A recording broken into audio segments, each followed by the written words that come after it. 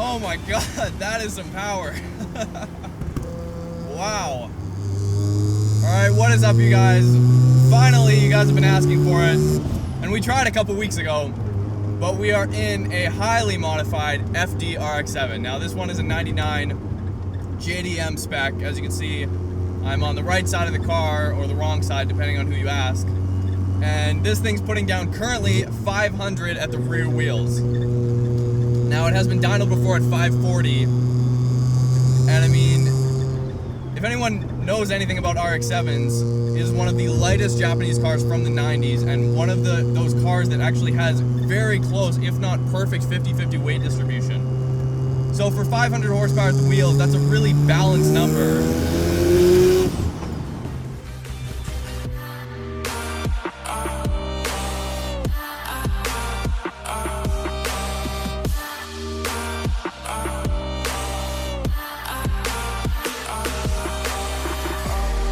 My name is Brooke Taylor. This is my 1999 Mazda RX-7 FD3S. It's been converted to a single turbo with a Borg-Warner S366. It's got a Microtech ECU, big front mount intercooler, coil rad, dual tip racing bead exhaust. It's putting down 500 to the wheel currently, but it's been dynoed at 546. The end goal is to stay ahead of one of my friends who's building the 600 horsepower Soarer. As long as I stay ahead of him, it's all good. When I first got it done, when I went through straight stretches, it felt fast, and it was just insane the amount of speed and pushed you back into your seat.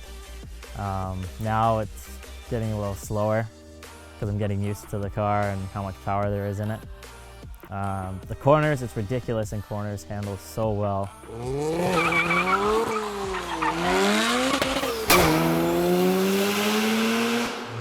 Right, 4 grand boost. Wow, 4,500 is spot on, full boost hits, it just keeps pulling. That is nuts. Oh my god, 500 horsepower, never felt so quick. For a first-time experience driving a modified RX-7 rotary engine, first of all, the power band's extremely smooth, even with a 66mm turbo. Power rolls on extremely smooth.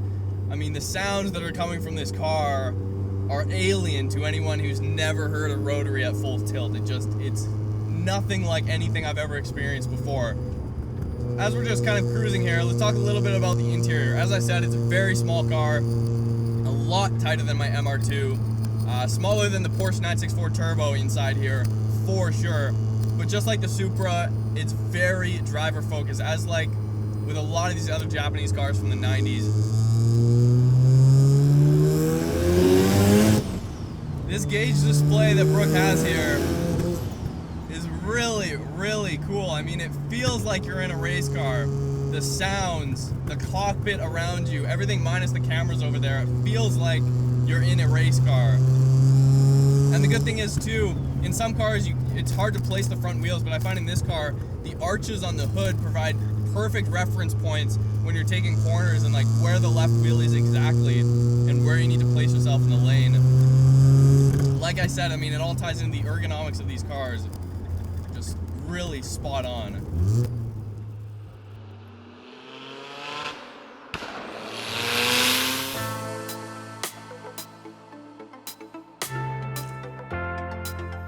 At the moment, with the 850cc injectors, there's really no room to play with after 17 pounds of boost, because after that, maxing out the injectors.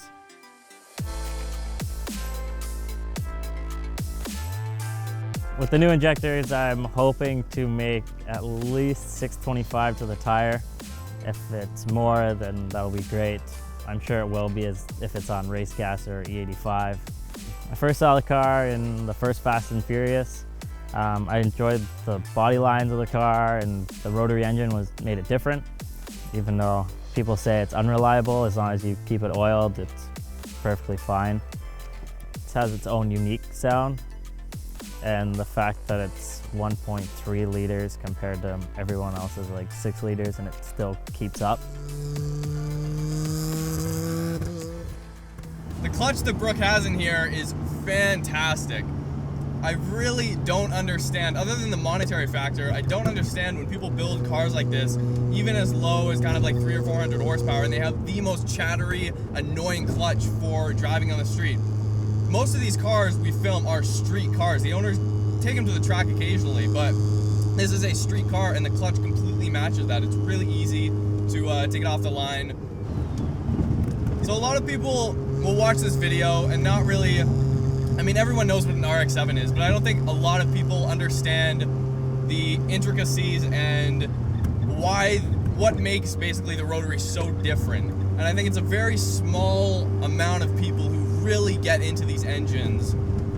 For instance, Rob Dahm on YouTube, if you know RX-7s, you know Rob Dahm. And he's just kind of made that his trademark. Even in his logo, he's got the rotary in his logo, which I think is really cool. Just seems like a very tight-knit group of owners that have these cars.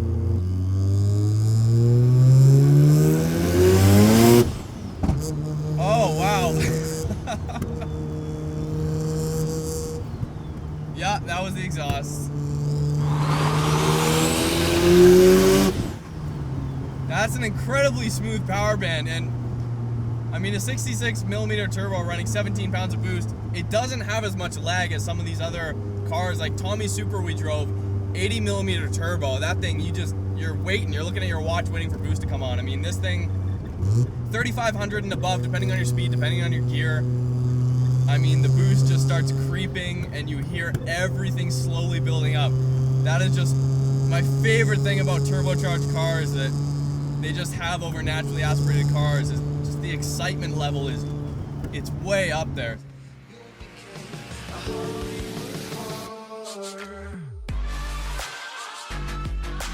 It's got RPF ones on it, 18 by 8.5 in the front and 18 by 10 in the rear, with Sport Comp 2 tires on it.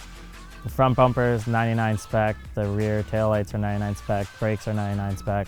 Used to have a bigger exhaust, big cannon on the back, and I used to get in trouble with the police. Well, it wasn't really with the police. The neighbors would call in at least once a week, and I'd have cops knocking on my door saying that I got to complain about my loud exhaust. And I eventually changed it, and right before it blew up, I went through a roadblock. The cop that usually comes by and complains, or says that people are complaining, he said it sounded a lot quieter and nicer. And then he also let me do a big pull in the middle of Sydney, and so he could hear the car, because I told him that the engine made a lot of noise, even though it's just open exhaust dumps, and he believed that, which was nice. I get a lot of attention, not because the car is right-hand drive, just mainly because it's an RX-7 and it's bright green.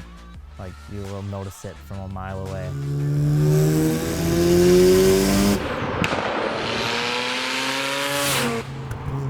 This is one of those cars that I've always loved, but I've always been weary of kind of getting into just because of the rotary aspect and hearing horror stories of these engines. But from an exterior standpoint and how they look, this is one of the best, if not the best looking cars out of Japan from the 90s. Seriously, it's just a gorgeous car, and if you don't think so, I don't know what you're seeing, because I'm seeing this car and it is absolutely stunning, especially in this green.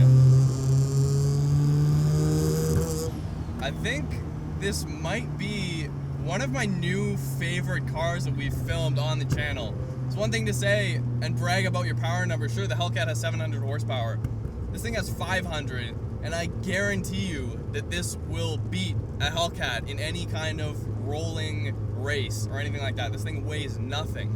But seriously, I mean, this is the complete build. This is the real deal. If you're an RX-7 fan, I really hope you guys enjoy this video. Oh my god.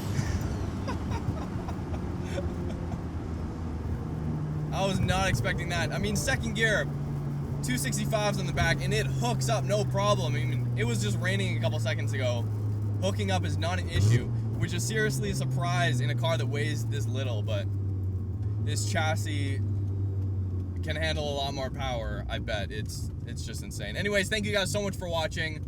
Hopefully, we'll have this car again on the channel soon at some point, because I know Brooke has a lot of plans for the car, new fuel system, and a bunch of other stuff. So go like us on Facebook, Instagram, YouTube, and we will see you guys in the next video. Hope you guys enjoyed this one.